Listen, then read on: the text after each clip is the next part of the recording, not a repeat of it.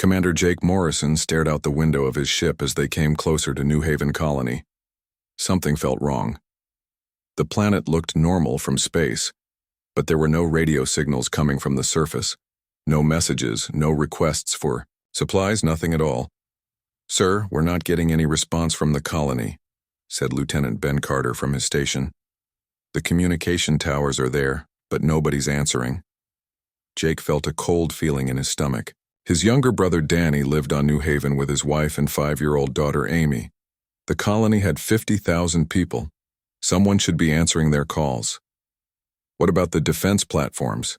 Jake asked. "They're still in orbit, but they're not responding either," Ben replied. "Actually, sir, they look strange. There's something growing on them." Jake moved to the main screen. The orbital defense platforms were covered in what looked like crystal growths. They sparkled in the sunlight, but they weren't moving or responding to signals. "Take us down to the landing pad," Jake ordered. "Full security team, something's very wrong here." The ship Endeavour landed on the main platform of New Haven Colony. Jake suited up with his team and stepped outside. The first thing he noticed was the silence. No sounds of machinery, no voices, no vehicles moving around. The colony looked perfect from the outside, but it was completely dead. Dr. Lisa Carter, the team's science officer, held up her scanner. "Sir, I'm reading massive energy signatures throughout the colony, but no life signs, none at all." They walked toward the main buildings. Everything looked normal until they got closer. Then Jake saw something that made his blood freeze. People were standing in the streets, but they weren't moving. They were completely still, like statues. "My God," whispered Lisa as they approached, the frozen figures. "They're made of crystal." The people had been turned into transparent, glass-like structures. Jake could see every detail of their faces, their clothes, even the expressions they wore when whatever happened to them occurred. A man was reaching for a dropped paper. A woman was laughing at something. Children were playing in a park, forever frozen in crystal. "How is this possible?" Ben asked, his voice shaking. Lisa ran her scanner over one of the crystal people. "The molecular structure has been completely changed. They've been converted from organic matter into some kind of crystalline substance. But the amazing thing is their neural patterns are still intact. It's like they're preserved perfectly but changed into a different material." Jake's team spread out through the colony. Every building, every vehicle, every living thing had been turned to crystal. Plants, animals, even the bacteria in the soil had been converted. The entire ecosystem had been transformed while keeping its exact shape and structure. In the center of town, they found alien devices. Strange machines with smooth surfaces and geometric patterns sat in key locations throughout the colony. They hummed with energy and gave off a faint blue glow. "These must be what did this," Lisa said, studying one of the devices. "The technology is unlike anything I've ever seen.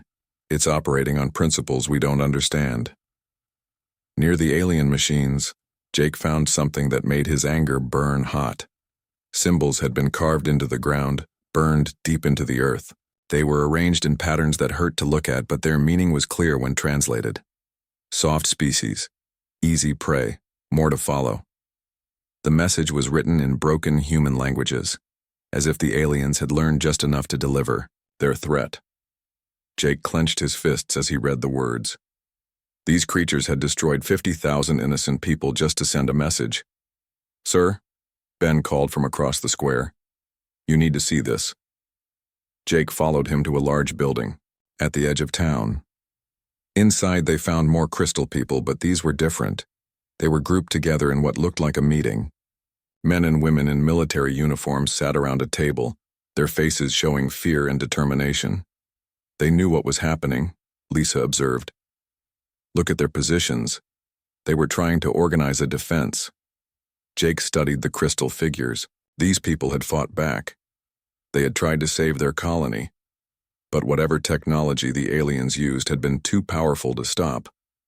The team continued through the colony, documenting everything they found. In homes, families were frozen together. In schools, teachers protected their students. In hospitals, doctors tried to help patients even as they were being turned to crystal. Jake saved his brother's house for last. He knew what he would find there, but he had to see for himself. Danny's home sat on a quiet street lined with crystal trees. The front door was open.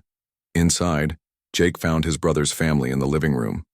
Danny was reaching toward his wife Sarah, trying to protect her. Sarah was holding baby Amy, who was reaching for a toy on the floor. They had been turned to crystal in the middle of a normal family moment. Jake stood there for a long time, looking at his niece. Amy's face showed no fear, just the curiosity of a child reaching for something interesting. She had no idea what was happening to her family, to her world.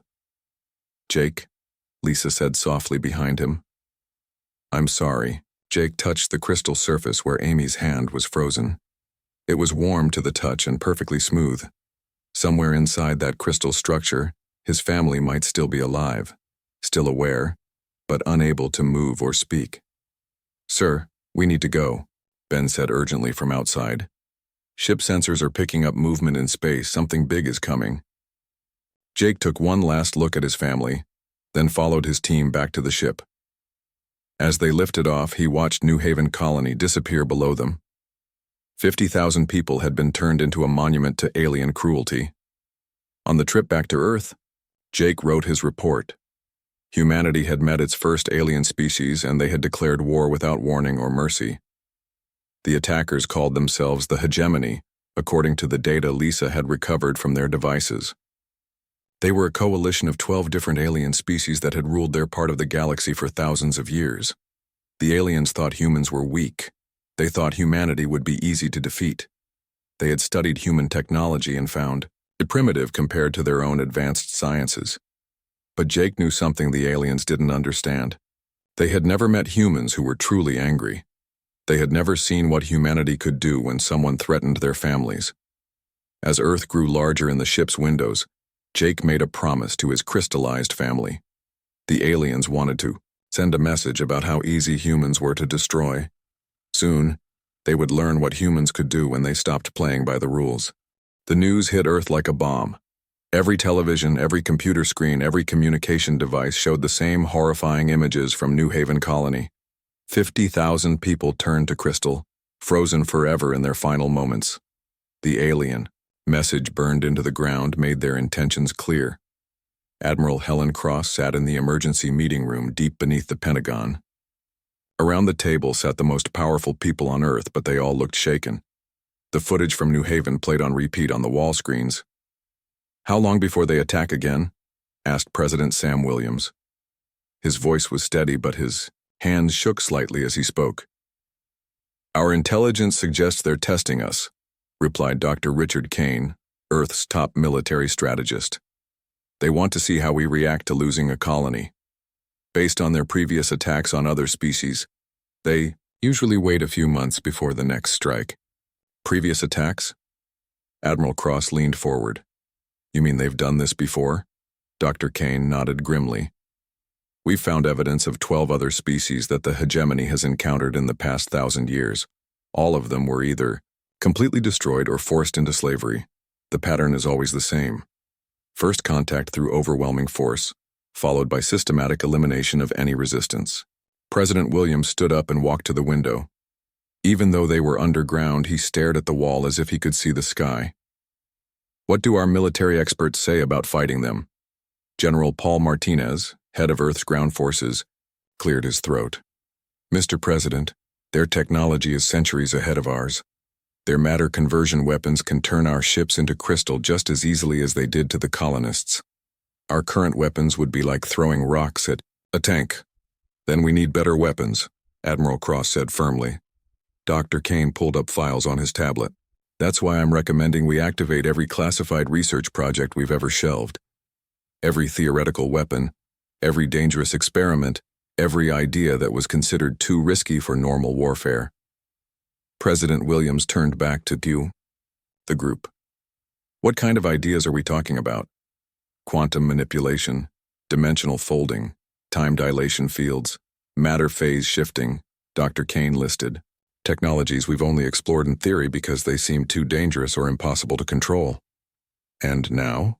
the president asked. "Now we're facing extinction.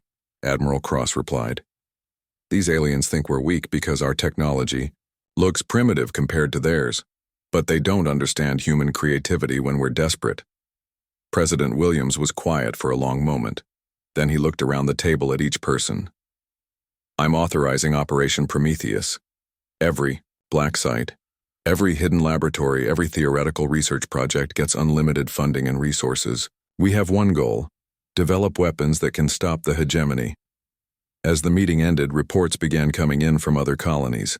The aliens had struck again, hitting 3 more settlements in one coordinated attack. Each colony suffered the same fate as New Haven. Entire populations converted to crystal, their worlds turned into monuments to alien superiority. But something was different about these attacks. Hidden among the refugees fleeing the outer colonies were special teams led by Captain Peter Hayes. These weren't rescue missions. They were collection operations. Captain Hayes and his teams moved through the crystallized colonies like ghosts, gathering samples of alien technology and studying the attack patterns. Every device the aliens left behind was carefully documented and removed. Every crystal formation was analyzed for clues about how the conversion process worked. In secret laboratories buried beneath mountains and hidden in ocean trenches, teams of scientists began the most ambitious research program in human history. Dr. Amy Foster led the main effort at Site Black, a facility so classified that it didn't appear on any government records. The alien technology operates on principles we're only beginning to understand, Dr. Foster explained to her team. But here's what we know.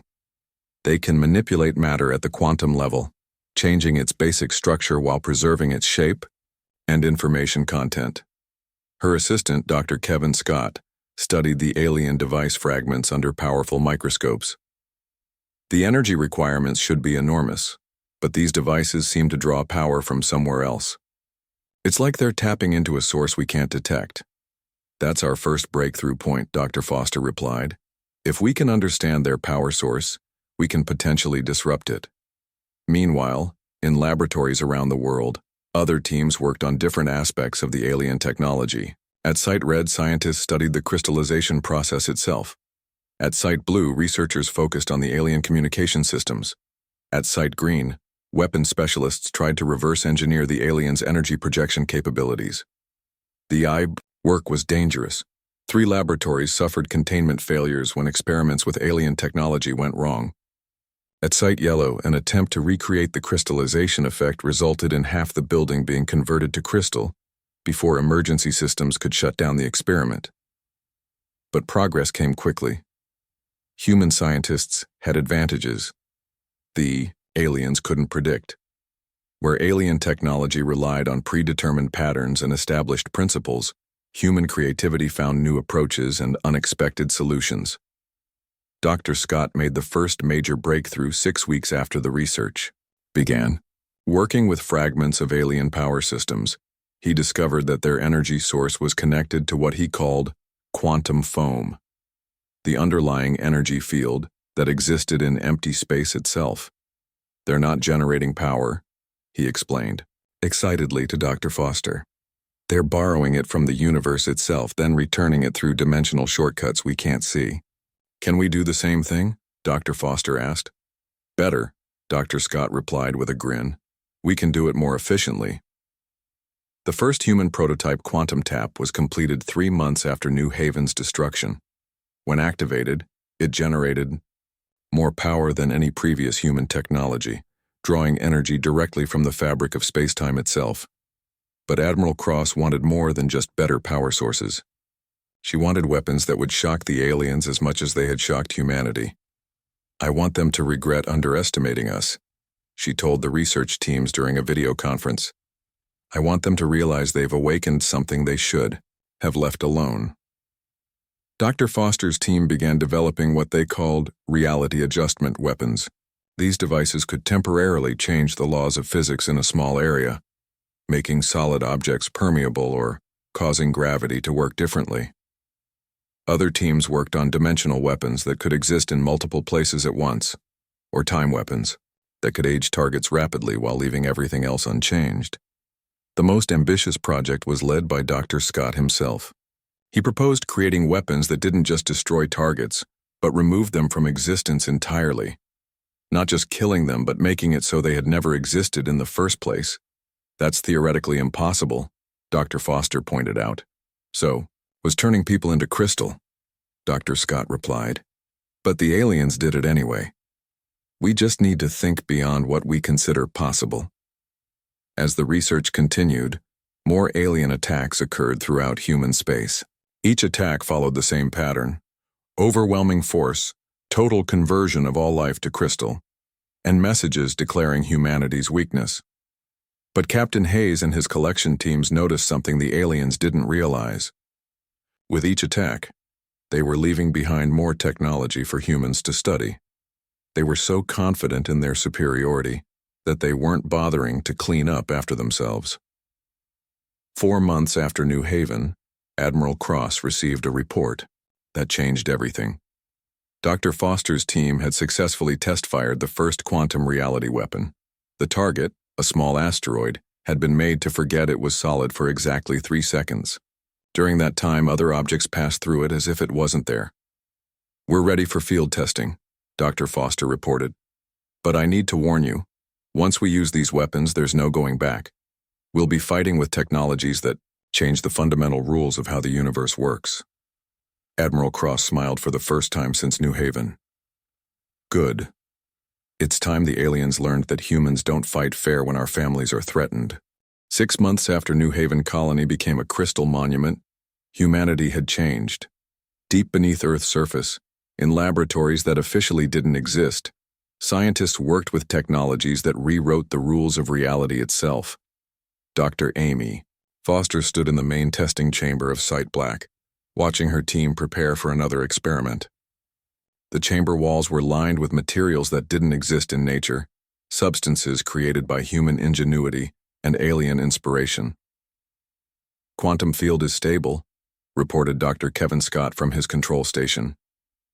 "Reality anchor is holding at 97% efficiency." Dr. Foster nodded and activated the test weapon. A beam of invisible energy struck the target, a block of the same crystalline material the aliens used to preserve their victims. For 3 seconds, the crystal existed in 17 different dimensions simultaneously. Then it snapped back to normal reality and crumbled to dust. "Perfect," Dr. Foster smiled. "We've successfully destabilized alien crystal matrix technology. Their conversion weapons won't work on targets protected by our reality fields." But their breakthrough was interrupted by urgent alarms. Captain Peter Hayes burst into the laboratory, still wearing his combat gear from the latest collection mission.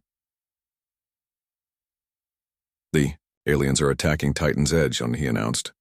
"Full assault force, 3 capital ships. They're expecting another easy victory." Dr. Foster looked at Dr. Scott. They had been hoping for more time to test their weapons, but the aliens had forced their hand.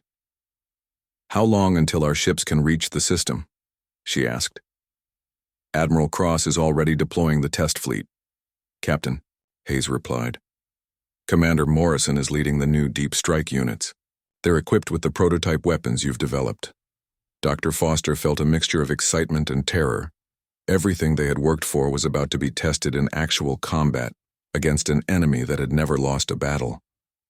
"Commander Jake." Morrison stood on the bridge of the experimental ship Vengeance as it dropped out of hyperspace near Titan's Edge.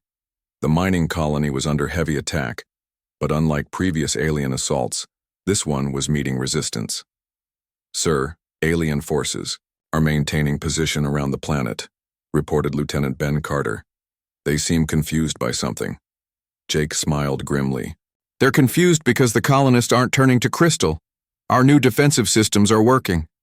Around Titan's Edge, small satellites broadcast reality anchor fields that prevented the alien conversion weapons from functioning properly." Instead of instant crystallization, the alien weapons were producing random effects.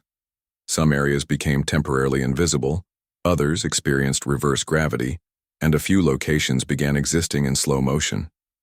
"Deploy the deep strike teams," Jake ordered.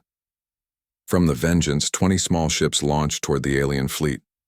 These weren't normal human vessels. Each ship was equipped with weapons that operated on principles the aliens had never encountered. Lieutenant Sarah Kim piloted the first attack ship, her hands steady on controls that barely resembled traditional flight systems. Her target was the lead alien vessel, a massive ship shaped like a crystalline spider. "Engaging phase cannon," she announced over the communication system. Her weapon fired a beam that passed harmlessly through the alien ship's shields. The aliens, on board, probably felt satisfied that their defenses were working perfectly. Then the beam reached the exact center of their ship and became solid. The effect was devastating. A beam of pure energy materialized inside the alien vessel's core systems, tearing through critical components that were never designed to be attacked from within. The ship's crystalline hull cracked and began to collapse. Other deep strike ships deployed weapons that were even more impossible. Lieutenant Mark Davis fired gravity mines that created localized black holes for exactly 4 seconds, long enough to tear apart an alien ship's structure, but brief enough to prevent the black holes from growing out of control. Captain Sue Adams tested the new temporal cannon, a weapon that accelerated time around its target. An alien fighter aged 1,000 years in 5 seconds, its hull corroding and its systems failing as centuries of entropy occurred in moments. But the most shocking weapon belonged to Commander Morrison himself. Dr. Scott had personally designed it based on recovered alien technology, but with improvements that even the original creators hadn't imagined. "Activating quantum deletion array," Jake announced. His target was an alien cruiser that had been bombarding the colony's evacuation centers. The weapon fired, and for a moment nothing seemed to happen. Then the alien ship simply wasn't there anymore. It hadn't exploded. It hadn't been destroyed. It had ceased to exist. Not just in space, but in time as well. The ship's crew had never been born. Their species had never evolved. Their homeworld had never formed. The remaining alien forces stopped their attack immediately. For the first time in their history, the hegemony had encountered an enemy that fought with weapons they couldn't understand or counter. "All alien ships are withdrawing," reported Ben Carter, his voice filled with amazement. "They're running away." Jake watched the alien fleet retreat at maximum speed. "Send a message to their flagship." "Sir?" Ben looked confused. "Tell them this. Soft species, easy prey. More to follow."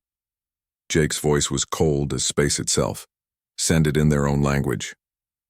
Back on Earth, the victory at Titan's Edge sent shockwaves through the human government and military. For the first time since first contact, humans had defeated alien forces decisively. But Admiral Cross knew this was only the beginning.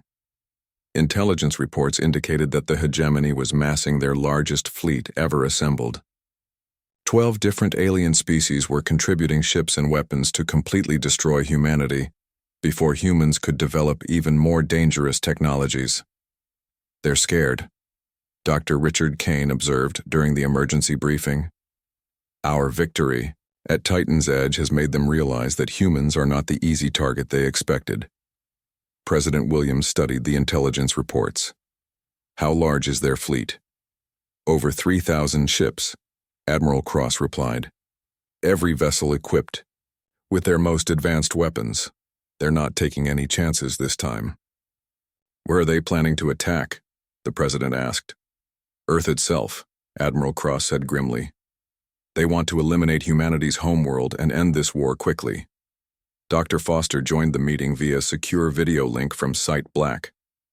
"Mr. President, we're not ready for a battle of that scale. Our new weapons are effective, but we only have a few dozen ships equipped with them. Then we need to accelerate the program," President Williams decided. "How quickly can you equip our entire fleet? With unlimited resources and personnel? Maybe 3 months," Dr. Foster estimated. "You have 2 weeks," the president replied. Dr. Foster's expression showed the impossibility of the task, but she nodded anyway.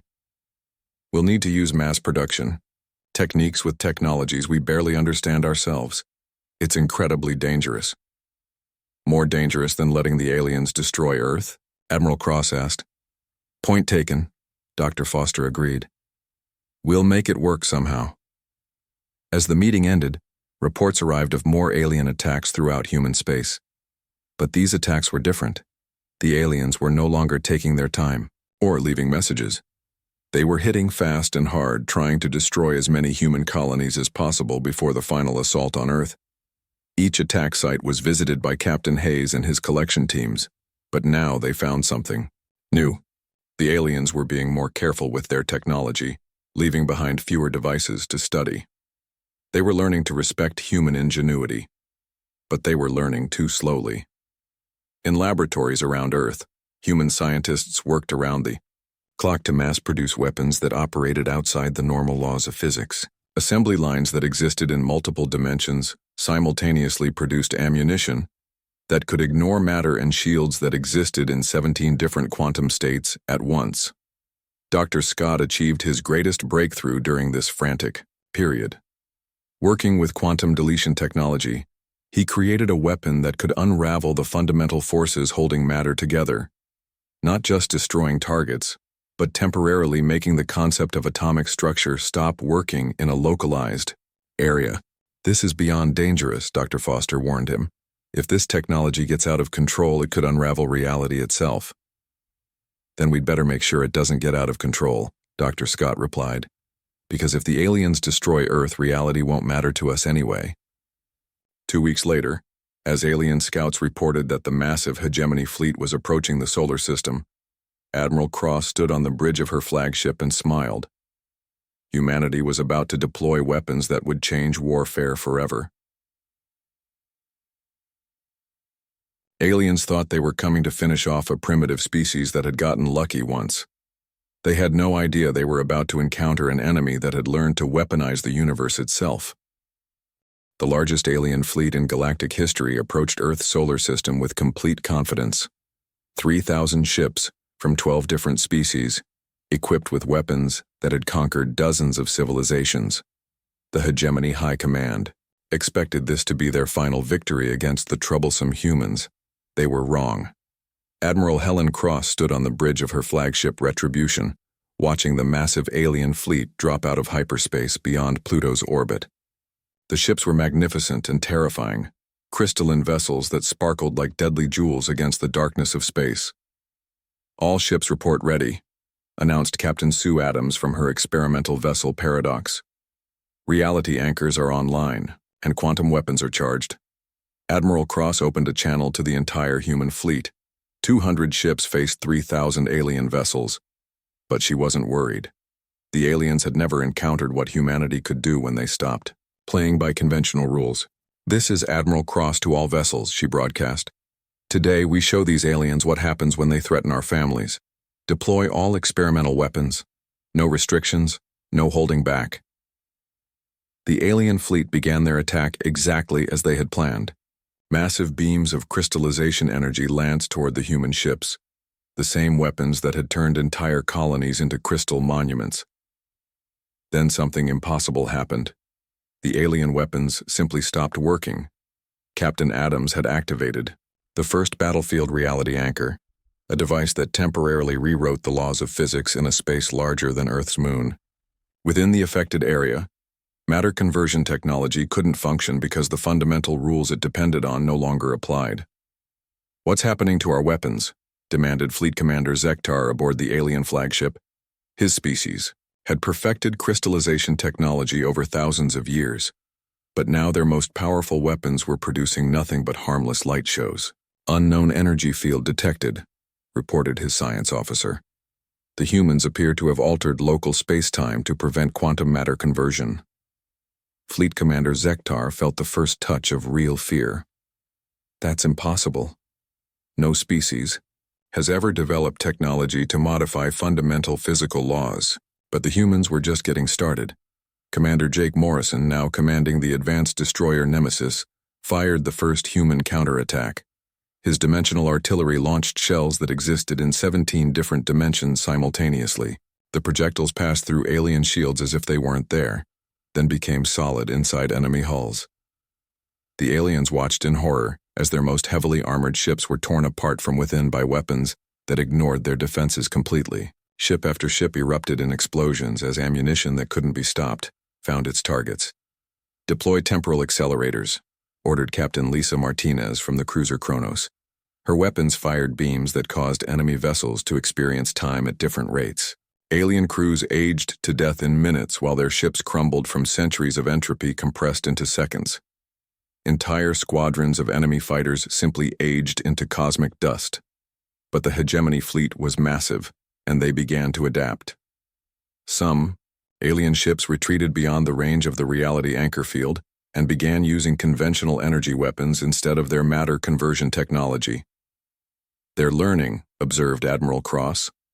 Time for Phase 2. Captain Peter Hayes commanded a squadron of ships equipped with Dr. Scott's most dangerous creation, weapons that could temporarily disable the atomic forces holding matter together.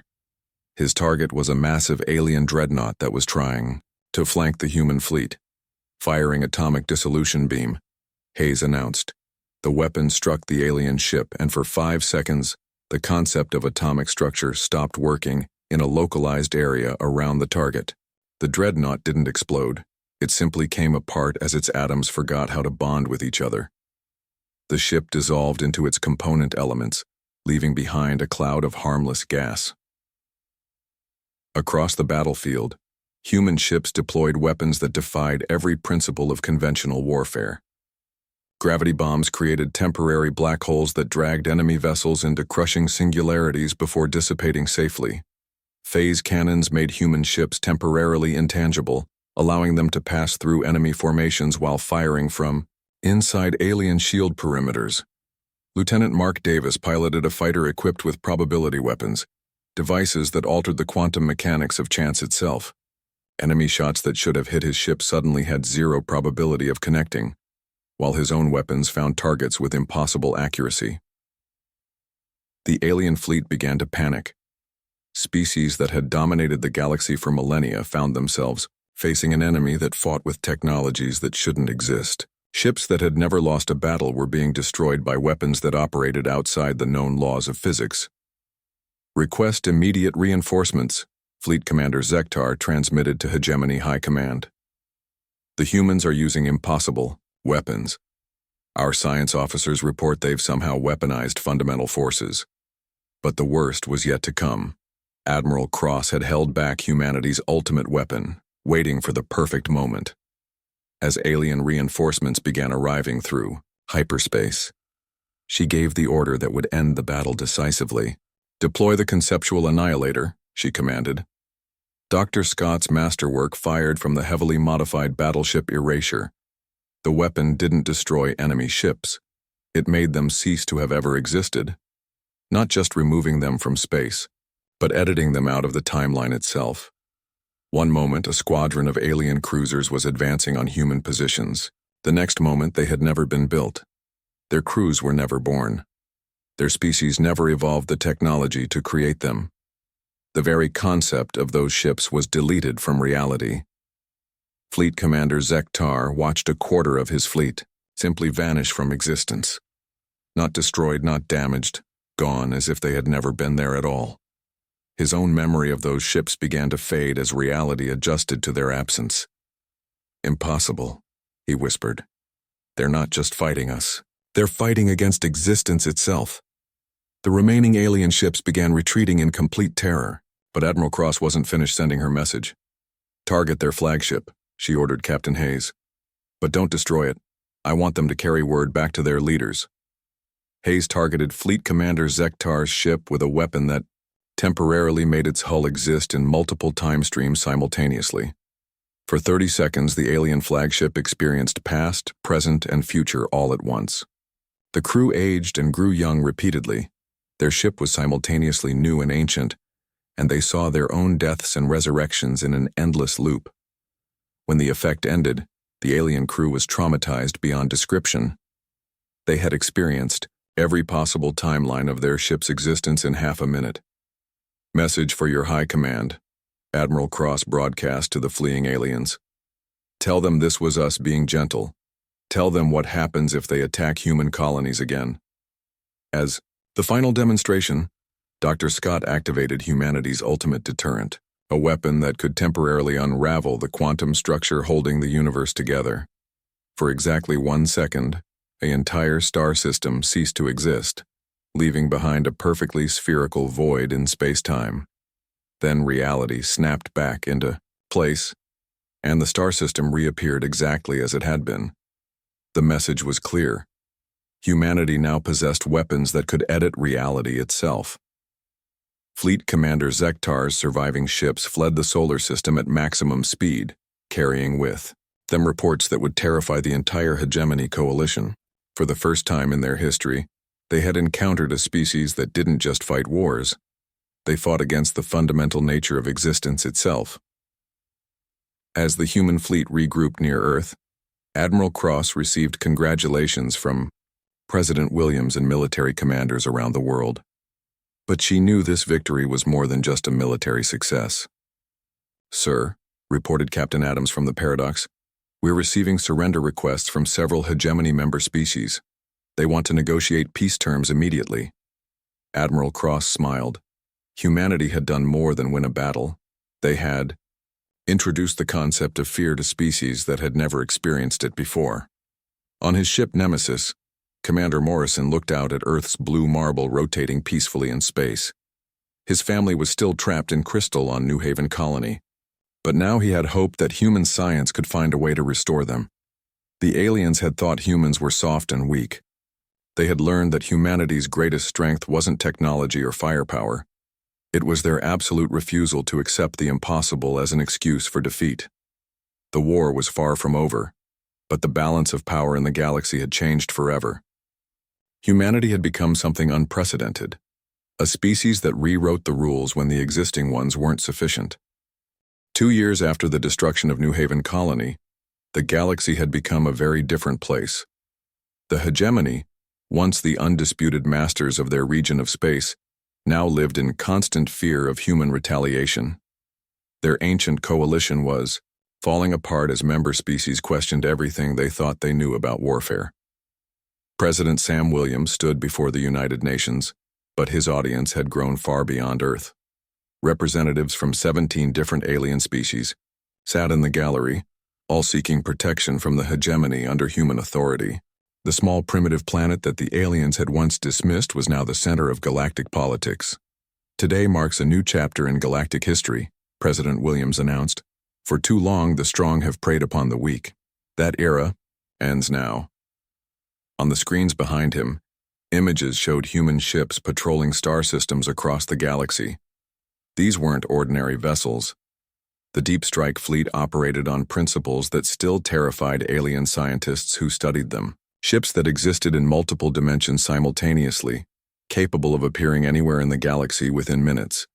Admiral Cross, now promoted to Supreme Fleet Commander, oversaw operations from the massive space station Liberty, built in orbit around Earth using a combination of human engineering and recovered alien technology. The station itself defied conventional physics. Its hull existed in 17 different dimensions, making it virtually impossible to attack using normal weapons. "Fleet status report," Admiral Cross requested during her daily briefing. Captain Sue Adams, now commanding the Deep Strike Division, consulted her displays. "We have active patrols in 43 star systems. The hegemony hasn't attempted any aggressive actions in 6 months. Most of their fleets are maintaining defensive positions around their core worlds." "What about the refugee situations?" Admiral Cross asked. "We've successfully liberated 12 slave worlds," reported Captain Peter Hayes, who now led humanitarian operations. "The freed populations are requesting human protection. Apparently, word has spread that we're the only species capable of standing up to the hegemony." But the most significant development was happening in a laboratory on New Haven Colony itself. Dr. Amy Foster had moved her entire research operation to the crystallized world, using it as both a memorial and a testing ground for her most ambitious project yet. "Final preparations are complete," Dr. Foster announced over the secure communication link to Earth. "We're ready to attempt the mass restoration." Dr. Kevin Scott stood beside her in the laboratory they had built among the crystal trees of New Haven. Around them, the preserved colonists waited in their translucent forms, exactly as they had been frozen 2 years before. "The quantum reversal field is stable," Dr. Scott reported. "We've successfully tested the process on small samples. The cellular restoration protocols are working perfectly." Commander Jake Morrison had requested to be present for this moment. He stood near his brother's house looking at his crystallized family. Amy's small hand was still reaching for her toy, frozen in that moment of innocent curiosity. Beginning restoration sequence, Dr. Foster announced, the alien matter conversion. Technology had been completely reverse-engineered and improved.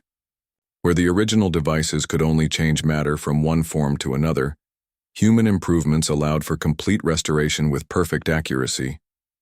Every molecule, every thought, every memory would be exactly as it had been. Energy fields activated throughout the colony. The crystalline structures began to glow with soft blue light. Then slowly the crystal surfaces started to change. Transparency gave way to color. Glass became flesh. Stone became living tissue. Jake watched his family come back to life. Sarah blinked in confusion, looking around the room as if waking from a dream. Danny stretched his arms, wondering why he felt so stiff. Little Amy completed her reach for the toy and picked it up, examining it with the curiosity of a child who had no idea that 2 years had passed. "Uncle Jake!" Amy ran to him with the enthusiasm of a 5-year-old who hadn't seen her favorite relative in days. She had no concept that she had been dead for 2 years. Throughout the colony, 50,000 people returned to life. They were confused about the passage of time, but otherwise completely healthy. The technology that had killed them had preserved them perfectly, and human science had found a way to undo the damage completely. But the restored colonists brought with them something unexpected. They remembered everything that had happened during their crystalline imprisonment. They had been aware but unable to move or speak for 2 full years. "We heard everything," Danny told his brother as they sat in the family's restored home. "Every conversation you had near our house, every message you left for us. We knew you were working to save us." Sarah added, "We also heard the aliens talking to each other when they thought no one could understand them. They were terrified of what humans might do for revenge." The testimony of the restored colonists provided the final piece of intelligence humanity needed about their enemies. The hegemony's weakness wasn't technological but psychological.